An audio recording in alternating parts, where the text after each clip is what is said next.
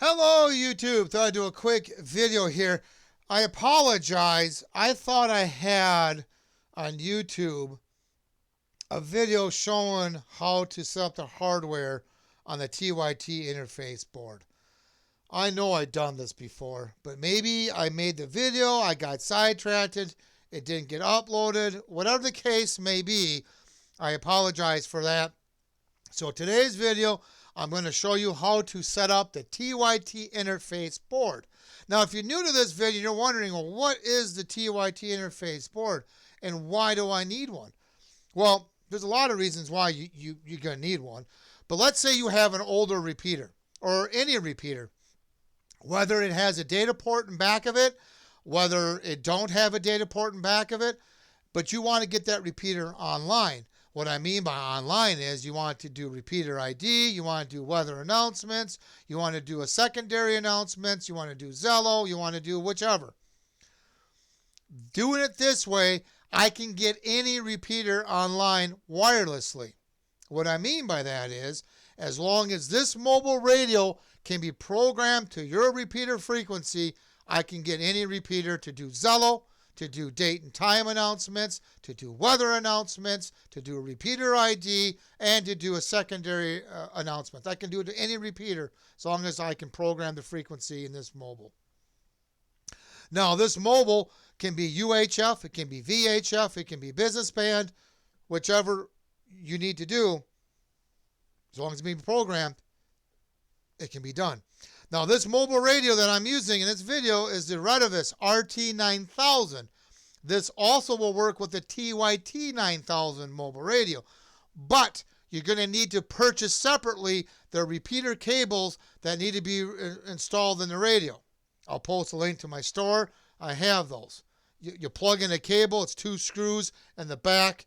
And this lets you plug in my interface board to the back of your radio. But you need those. It does not come from the radio does not come with those installed. The Linko version does, but the TYT9000 and the Retevis RT9000 does not. You got to install those yourself. I'll post a link to that in the description below. I'll post a link to the how you can purchase this interface board, and also I'm going to post a link on how to set up the software for this interface board. You got to use a COM port sharing software. I've done a very in-detailed setup video. It's like a 45-minute video, how to set up your drivers and all that stuff. I'll post that link in the description below. Now, that video is going to be talking about my other interface board, which is the Retevis RT97S, the L, or the Midland MXR10 repeaters. But the software setup is identical to this interface board. It's identical. Follow that video to the T on how to set up the COM port and what you got to do. So now you're ready. You got your software installed. You got your repeater cable installed. Now you want to hook up your interface board. So what you're going to do, the top of this pops right off. We're going to pop it off. We're just going to plug in the power supply for the interface board. That's all we're just going to plug that in. Nothing else is hooked up. Now, hopefully you can see us on camera. I'm going to turn off the light. The green light should be on. This is normal. What we're going to do is we're going to test this interface board all by itself the way it sits here. If there's going to be a switch right below the green light called the RX test switch. We're going to flip it to the on position. That green light should go off. We flip it back to the off position. We just tested the RX circuitry of this interface board and it passed the test. Now we're going to test the PTT or the TX, which is the red LED. That is also marked TX test switch. It's right below the red one. We're going to flip that on quick. The red light should come on. We're going to flip it off. We just tested the PTT circuitry of the interface board and it passed. Do not, when you flip these switches, do not do any adjustments on this circuit board. You only do adjustments when these switches are in the off position. So now we tested that part. We just tested about 90% of the circuit right there. Now we're ready to go ahead and let's hook this up. Now I'm using a mini PC computer, which is off camera. You cannot see that, but I do have an extension cable hooked up to my USB sound card, and I do have my USB to DB9 adapter plugged in. Now, the USB sound card, I get asked, well, why do I need to buy a USB sound card? Why can't I just plug this into my mini PC or my laptop, my desktop, whatever? You can try it, but I can tell you from my experience, I had a brand new laptop. I took out the package. I hooked this interface board up. I don't know, the sound card in the laptop did not sound very good. Believe it or not, a $3 USB sound card works much better. So you can try it without it. If you have sound problems, then get yourself a USB sound card. So that's the reason why. So now these cables are marked. You got one that says speaker out, one that says microphone in. We're going to take the USB sound card.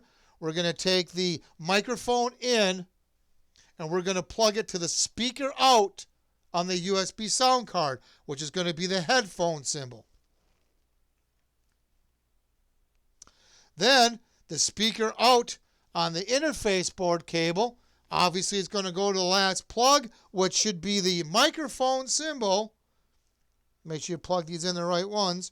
Speaker out goes to the microphone symbol. Then microphone in goes to the headphone symbol on the USB sound card. Now we've got that done with. Now we're going to make sure the radio is powered off. We're going to plug in.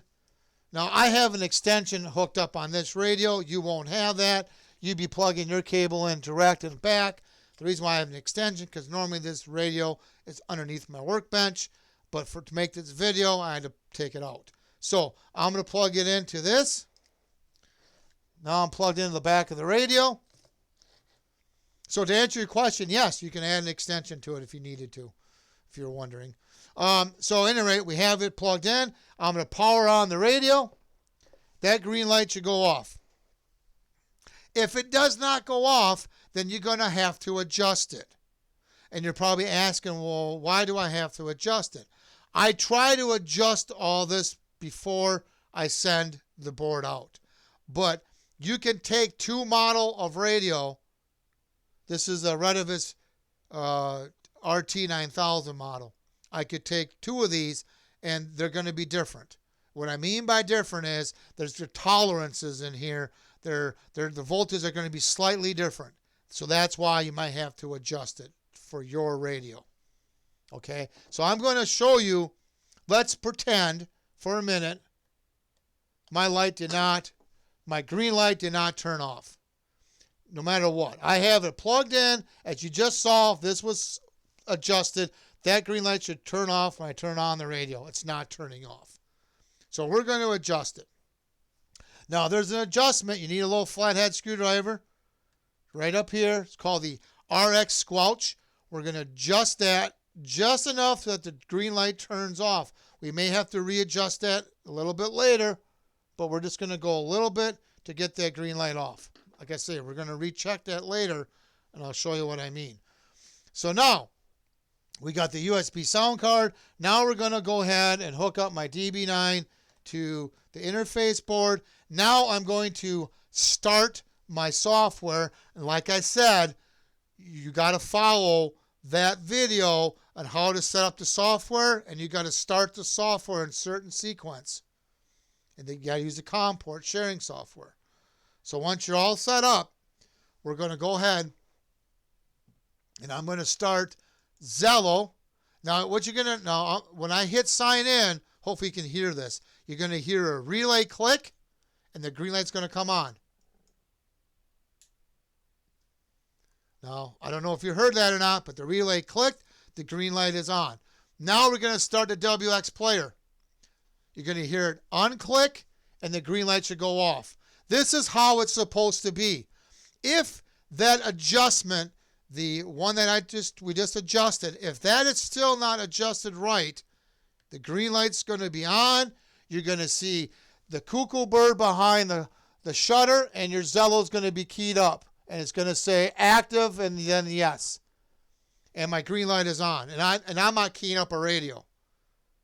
So that's why I said a little bit ago, you may have to readjust this. Even if you adjusted it once.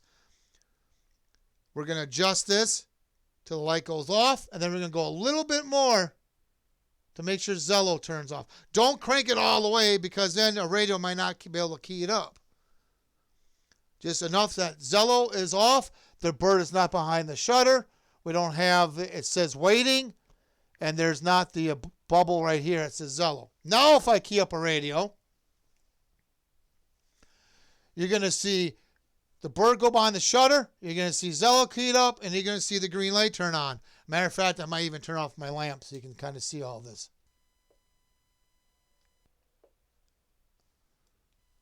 Radio check. 1, 2, 1, 2. No, I don't know if you heard that. I have a tablet on in the background that's on my Zello test channel here, so I don't know if you heard that. But so that's how it's supposed to work. This is how it's, when things are adjusted correctly, that's what you got to do. Now, like I said, I do adjust this interface board as best I can before I send it out. Maybe you might not like how it sounds. When you key up a radio, whether it's a handheld, mobile, whatever, and you talk in it, but you don't like how it sounds coming over Zello, then you can adjust the sound on that. Now, the sound adjustments, you're going to make very, very small adjustments, like 1/16 of an inch turn. And the best way to adjust this is you're going to get your phone, a tablet, doesn't matter, that's on the same Zello as your repeater is. You're going to plug in headphones or use Bluetooth headphones, whichever one you prefer. You're going to listen to it as you're talking on the radio. This is where you might need a buddy to help you. As you're talking on the radio, you're going to turn ever so lightly the adjustment right here, which is marked on the circuit board, radio speaker out. You're going to turn it. If you want to increase it, you're going to go clockwise. A 1/16 of an inch turn. You turn it, you wait, you talk, you see how it sounds in the earphones. You got to talk as you can talk as you adjust this, or have a buddy do it, or whoever. But make sure you give it a second or two to kind of readjust, and then before you make your final decision. Now, I did mark these with a black marker. That's where it sounded good on my setup. But like I said before, all these radios have different tolerances. You may not like it at that setting. So once you adjust it, remark it with a red marker. And that way you can always go back to it. Now, you may have to, over time, as things age, you might have to retweak the sound, and you might have to retweak the RX squelch. But to retweak it, just watch this video, and they'll get you back in the right way it should be. So that is all. The other two adjustments on here are also for volume, but they're for future use. So just make sure they're all the way turned clockwise, all the way to the left, clockwise. Make sure they're all turned that way. Those you don't adjust. Now, to adjust your sound, you can adjust it with the software settings on the computer itself. So that's how you get it set up, and now you can dial it in.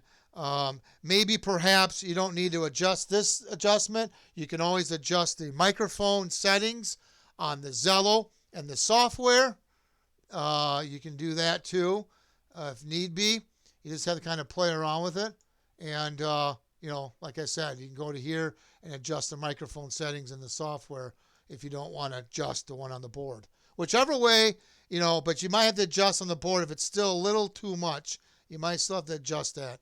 But just do it in small amounts, and then there should be a black mark on there for me when I test it. This is how I test these boards. It's exactly the way you see here. I adjust them up. I grab a radio. I do 1 2 1 2 1 2 1 2 1 2 1 2. And my repeater is in another building on my property. I just have this radio on a dummy load, and that's how I adjust these up. So there you have it. I hope this video will help you get you adjusted. If you have any questions or comments, please post them down below. Please subscribe. Thank you and have yourself a good day.